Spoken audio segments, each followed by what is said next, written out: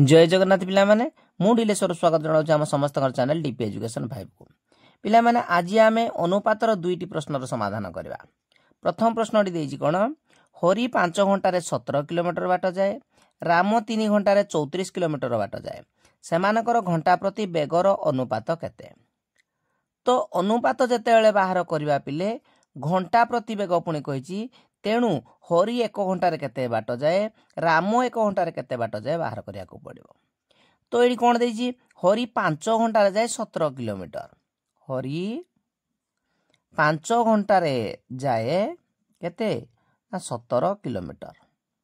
ठीक अछि ताले 1 घंटे केते बाट जाए ना 17 व्यतिक 5 किलोमीटर हाँ ना नहीं।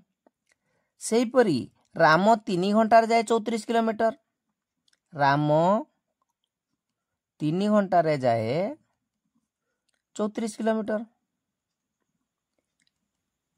ताले से राम 1 घंटे केते बाट जीवो ना 34 व्यतिक 3 किलोमीटर।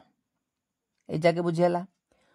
तो हरि 1 घंटे एति बाट जाउची, राम 1 घंटे एति बाट जाउची। से कौन कहिती घंटा प्रति बेगर अनुपात बाहर कर। तो ये आम कौन करवा ना हरिर घंटा प्रति बेग आ रामर घंटा प्रति बेगर अनुपात आम बाहर करवा। लिखा कौन ताले हरिर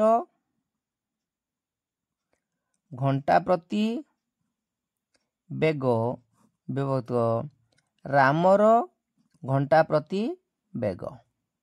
ठीक अच्छे हरिर घंटा प्रति बेग केते ना 17 विभक्त 5, रामर घंटा प्रति बेग केते ना 34 विभक्त 3।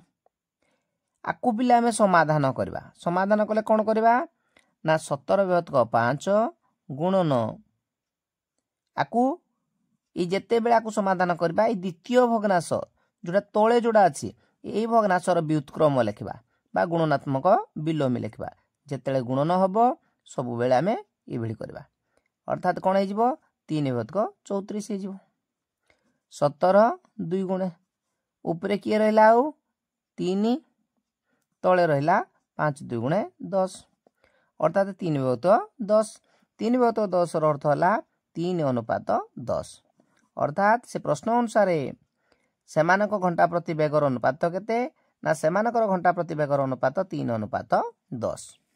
ठीक अच्छे एबे द्वितीय प्रश्न को देखा कौन दिया जायछि।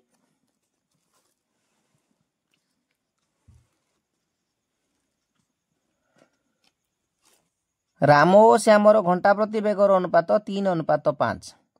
राम 5 घंटे 22.1 किलोमीटर बाट जाए, श्यामर घंटा प्रति बेग केते। ठीक अच्छे तो ये आम कौन देखी पार्टी जे राम श्यामर घंटा प्रति बेगर अनुपात देइछि अर्थात राम जदि 3 गुण बेगटा हुए, रामर बेग जदि 3 गुण हुए श्यामर बेग हम 5 गुण। ठीक अच्छे यहाँ को आम आगे लिखा अर्थात कौन लिखा राम मन कर राम 1 घंटे बा घंटा प्रति बेग आम लिखिपर राम 1 घंटे जाए मन कर 3 गुण हेले श्याम 1 घंटे जीव केते ना 5 गुण।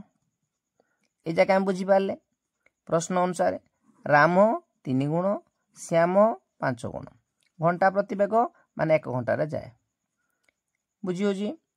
तापर कौन देजी राम 5 घंटे देजी 22.1 किलोमीटर, राम 5 घंटे जाए 22.1 को आम जदि एटा की भग्नांश पिले ना मिश्र भग्नांश आगु जदि अप्रकृत भग्नांश करवा कौन करवा 22 रे 2 गुणवा 1 मिश्रा 22 2 44 44 1 45 45 व्यतिक 2 किलोमीटर। 5 घंटे जदि 45 व्यतिक 2 किलोमीटर है 1 घंटे केते जीव से राम 1 घंटे जीव आमर ऐकिक धारा अनुसार 1 को आणला बेलू हरण करा जाए माने 45 व्यतिक 2 हरण केते 5 अर्थात केते गला ना 45 व्यतिक 2 गुणन 1 व्यतिक 5 आगु काटी दियो माने 9 व्यवतक 2 किलोमीटर कार बाहरलाटा पिले ना राम राम 1 घंटा जाए 9 व्यवतक 2 किलोमीटर ठीक अच्छे तापर आ कौन देजी श्यामर घंटा प्रति बेग आम बाहर करवा ठीक अच्छे तो आम जानिले कौन ये जो 9 व्यवतक 2 किलोमीटर है आमर केते ना 3 गुण 3 गुण को है 3 गुण को है 9 व्यवतक 2 किलोमीटर हेले 1 गुण को केते हबो ऐकिक धारा अनुसार ना 9 व्यवतक 2 हरण 3 अर्थात गुणन 1 व्यवतक 3 हो 3 3 की अर्थात 3 व्यवतक 2 किलोमीटर 1 गुण को है 3 व्यवतक 2 किलोमीटर जदि 1 गुण को पिले 3 व्यवतक 2 किलोमीटर है ताले 5 गुण को आमर केते हबा आमे देखिबा आमर काहेकि ना 5 गुण देजी कोडा ना श्यामर 5 गुण आमे नै जिति तेणु 5 गुण को आमे नबा 3 व्यवतक 2 गुणन 5 अर्थात 15 व्यवतक 2 किलोमीटर 15 व्यवतक 2 किलोमीटर को आमे जदि चाहिबा बोल देह करि परिबा ना केते ना 7 पूर्ण 1 व्यवतक 2 किलोमीटर ताले प्रश्न कोन देथिला श्यामर घंटा प्रति बेग जोड़ा 5 गुण सेडा आमे नैथिले जदि मने कर आमे नैथिले राम 1 घंटा जाए 3 गुण श्याम 1 घंटा जाए 5 गुण अर्थात 5 गुण को जदि 7 पूर्ण 1 व्यवतक 2 किलोमीटर गला ताले की गला श्याम गला अर्थात श्यामर घंटा प्रति बेग हला 7 पूर्ण 1 व्यवतक 2 किलोमीटर ठीक अच्छे पिले ताले पिला माने आज ये वीडियो रे एतिकी पुणी देखा हवा गोटे नूतन वीडियो रे से पर्यंत जय जगन्नाथ।